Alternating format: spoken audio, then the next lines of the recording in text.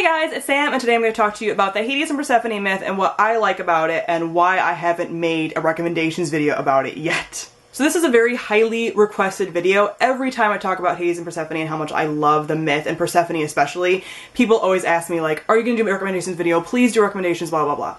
And I have to explain individually that I haven't done a recommendations video yet because I have yet to find the perfect Hades and Persephone retelling that has all the elements that I really like about it. Like, I have a lot of them that I like that are like 4-star level, but there are none that have gotten to 5-star. So I feel like I can't do a recommendations video until I have a 5-star. This is what I like. This is what I feel like everything should aspire to be like, etc, etc. So in this video, I'm going to talk about the Hades Persephone myth as how I interpret it and what I look for in the Hades Persephone retellings and things that I feel like a lot of the ones that I've read have gotten wrong, and just kind of discussing the Hades and Persephone myth, but it's specifically sticking on to Persephone because Persephone is the key player in this. Like, I love Hades too, but Persephone is especially what I really see problems with in most retellings. Most retellings kind of get Hades pretty okay, but Persephone is where people, I feel, in my interpretation of it, don't get her as correct. So first off, I do want to clarify that I am talking about Hades and Persephone in a non-religious way. I'm talking about them as fictional characters and interpretations. Yes, I am kind of pulling from the myth and the religion, but I'm not talking about it in kind of any religious connotations and any pagan connotations because I am not familiar with the pagan religion enough to even discuss that. So I don't want anybody who is pagan to think that I'm stepping on their deities or anything like that. That is not what I want to do at all, and I completely know that these are gods that are still worshipped, and I'm completely supportive of that.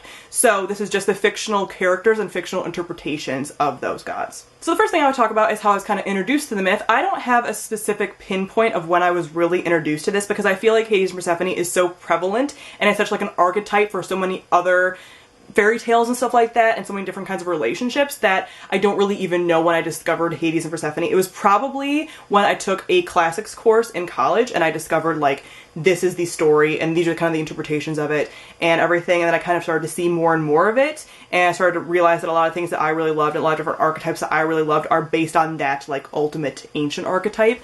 So I really love like Beauty and the Beast and stuff growing up. It's one of my favorite Disney movies, and I feel like Beauty and the Beast especially has a lot of similarities with Hades and Persephone. Again, it's not the same story, but I feel like it was kind of, it could have been kind of based on that archetype. So if you're not familiar with Hades, Persephone, and the whole myth with them, I'm going to talk about that a little bit, and then how I interpret it and how it's like modernly interpreted and everything with that kind of fun stuff. So the Hades and Persephone myth, in the most Cliff Notes version that I can tell you, is basically Persephone is a goddess of spring. Her mother is Demeter, and she is kind of a little bit of an overbearing mom in a lot of the kind of myth interpretations and stuff.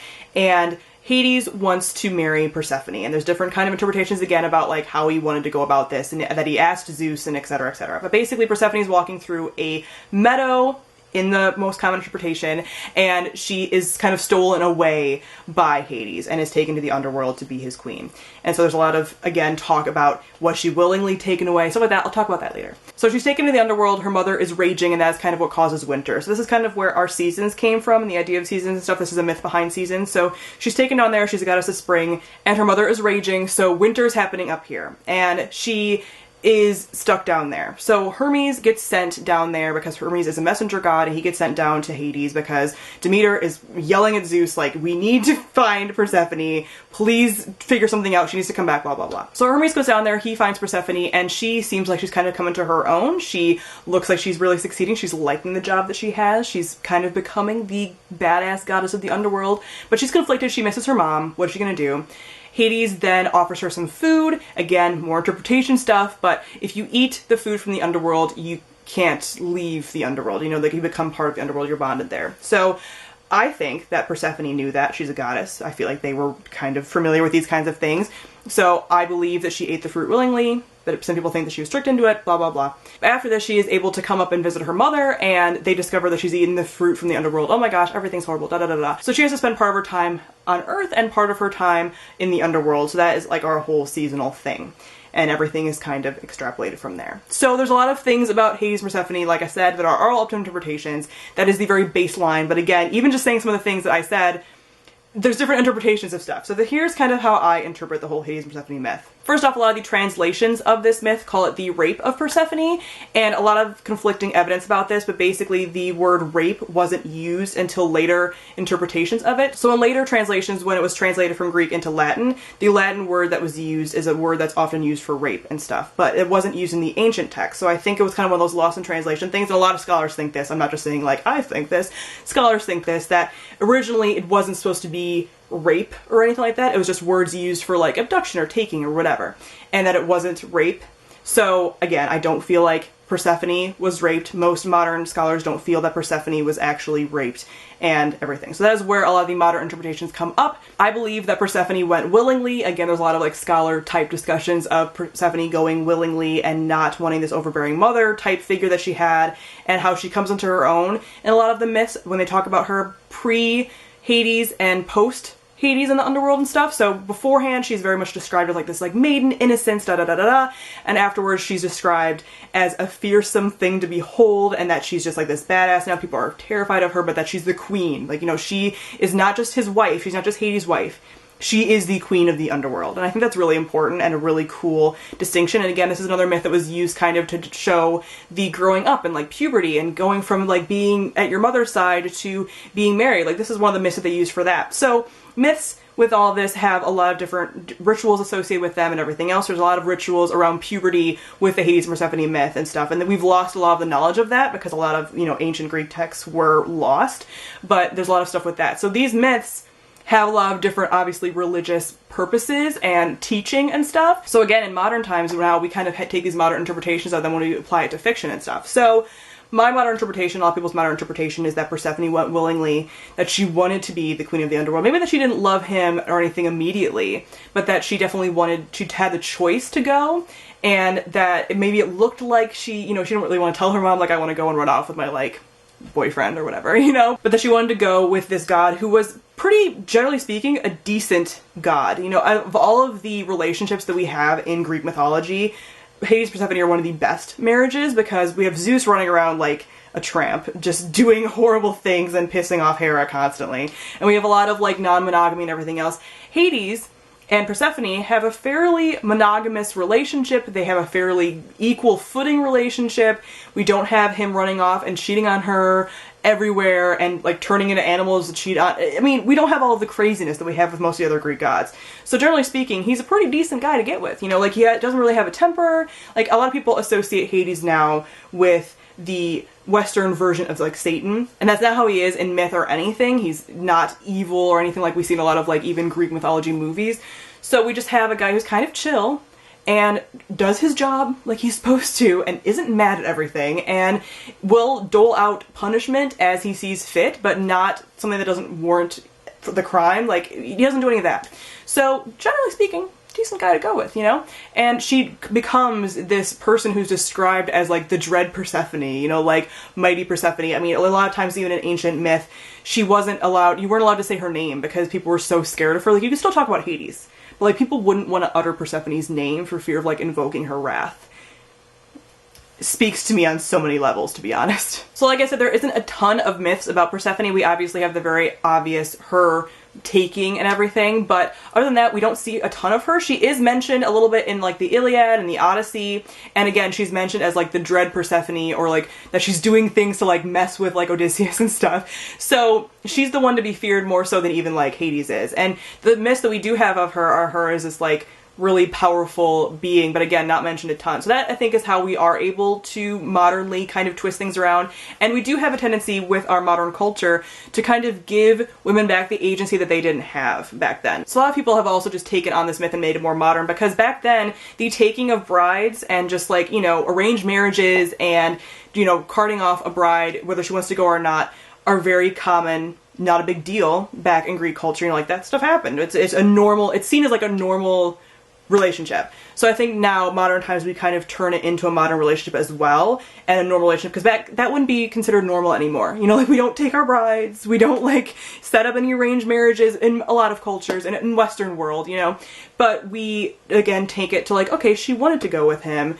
it was giving her back her agency and stuff, where she didn't really have a lot of agency back in the myth because women back then didn't have as much agency as they do now. Obviously, Greek culture was a little better than other places, but again, we're giving her more agency with our modern interpretations, and that's what I enjoy as well. So again, in my kind of interpretation, to wrap it all up, in my interpretation and what I like to see in my retellings and stuff is that Persephone went willingly, whether she wanted to go, like really wanted to go and was gung-ho about it, that I can kind of like go back and forth. But in my retellings, I like to see her at least having a choice to go, not just to be like carted off or anything. So that is a big thing. Also that she is a equal player, that she's not meek, she's not mild. Persephone is never described as a like meek, innocent, unassuming character. She's not in myth. So whenever I see a Persephone that is that way, that is when I don't like the retellings as much, because Persephone is supposed to be Hades' equal, if not even more scary. Even he can sometimes be scared of her. So for her to be like someone that is being like taught all these things, or you know, like she's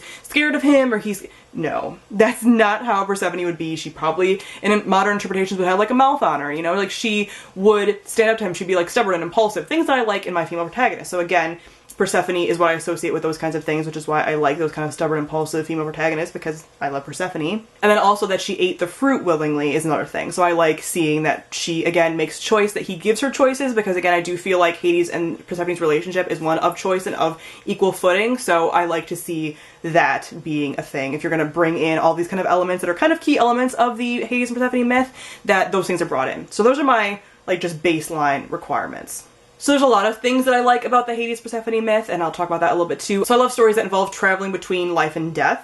That's a theme that I really enjoy. So the fact that Persephone does that frequently really speaks to me. It's just something I like a lot. So when you tend to see these stories of characters, even if it's not related to any kind of Hades Persephone retelling, but when you happen to see those kinds of books with like traveling between life and death, you tend to kind of get these kind of pings of the Hades Persephone myth, because people know that she's a major player in a person that travels between life and death. So I always like seeing those kinds of stories, and it's all because of Hades Persephone. I also love the kind of hate to love element. You guys know that I love those kinds of like slow burning, you know, takes a while to warm up to each other, snarky banter, and Hades and Persephone retellings are rife with that. They are perfect for it. So I love seeing that. I love seeing like a gradual progression, and again, where they're on equal footing, where she's not scared of him, she's not meek, she's not mild, he's not necessarily teaching her something, like she knows things already, okay? They're on equal footing. She's a goddess too. You know, so any kind of retelling, even if it's modern, there's no gods involved, just having them on equal footing is my preference with that. And again, we have a guy who's not a douchebag. So I don't like seeing the retellings where we have Hades as like a brooding asshole, borderline abusive. Like, no. Hades is not like that. Like I said, they have a good relationship. They are fairly monogamous as far as like the pantheon and stuff like that. And they are equal players. And again, like you can have him being kind of like brooding or like angsty. Like I'm fine with a angsty Hades. That's totally fine. But not being an ass, you know, not being super overprotective or like threatening abuse, nothing like that. That's not the situation that I want or that I need or that anyone needs. I like I said, equal footing. And like I said, the biggest thing is a powerhouse Persephone. Persephone in retellings that I like has to be her own person, badass, if not more badass than Hades. And that's where I think a lot of my retellings that I've read have gotten that wrong. Typically speaking, especially with like YA retellings that I've read, Persephone, or the character who's supposed to be Persephone, is very meek, very unassuming, you know, like, I don't know what to do, and this guy is showing me all these things. No. No. That is not Persephone. That is not Persephone I want. That's not Persephone I want to see. I hate seeing that stuff. So, typically speaking, a lot of the ones that I've read have had that element of her being just this, like, meek, unassuming character. And, like, borderline, like, a Bella Swan type character, and that, like, she doesn't know anything about the world, and that she, you know, doesn't have any kind of, like, powers, anything like that. So, that's a big no. And again, we have like, a lot of times we'll have this more douchey Hades, or a Hades that is very similar to like the Christian Satan. Not the same whatsoever. I know that is like the westernized version, but that's not how it is. Can we leave Hades alone? Like, Hades isn't a bad person. You know, like, he's not Zeus, okay? Guys, he's not Zeus. Or even Poseidon sometimes. It can be a little either way, you know? But like, come on, like, save being a jerk to like those guys. Like, Hades is a pretty cool dude. So those are the elements that I like seeing, and that's why I do not yet have a 5-star read. So I will do a video later on when I find some 5 stars, even just one 5-star that I really feel like I can recommend. I'll do a video on all my recommendations with all the books that I have read that are like, you know, 2 or 3 stars, 4 stars, and then the ones that are like the 5-star reads and stuff for recommendations. So I won't include that in this video because, again, I'm not doing recommends until I can really recommend my quintessential Hades and Persephone retelling. So I will talk about some of the books that are on my TBR. I have The Bone Gap by Laura Ruby, and I've heard amazing things about this one. This one has won a few awards now since it came out, and also Caitlin from Book Chats has recommended this to me numerous times now, so I've finally picked it up, and I do want to read this one. And again, it has this whole story of somebody sees someone else taken, but they're not really sure if they've seen the right thing, that kind of thing. So it definitely is a Hades Persephone retelling, and I'm interested to see what exactly it's going to pull in and everything, and if it's going to be like a direct retelling or if it's going to be, you know, just have the elements, stuff like that. Then I have Receiver of Many by Rachel Alexander. This, I believe, was a Wattpad story originally, but everyone talks about this as being like the ultimate Hades and Persephone retelling. Like, it's an actual Hades Persephone, it's them as gods, everything else. So this is supposed to be like a modern interpretation of that myth. It's pretty chunky and I'm really excited about it. But I've been putting this off because I'm like, I don't even know if I can handle this, but I think this one is the one that I'm most thinking is going to meet my expectations and actually be like the retelling that I want. We will see. But I've heard great things about this. I also want to read The Dark Wife by Sarah Dimer. This one is supposed to be a lesbian Hades Persephone retelling, which I'm here for. And then Wicked by Jennifer L. Armentrout is also supposed to have some Hades Persephone elements mixed in as well. So that is it for my video talking about Hades and Persephone, but these are the books that are on my TBR for it at the very top. Again, there's more than that even on my TBR, but I just don't have them quite at the top of the list, but these 4 or so are the ones that I'm most excited to read, are going to read the soonest. But if you have any other recommendations, comment down below and let me know about them. So thank you all for watching, and I'll see all of you guys soon. Bye!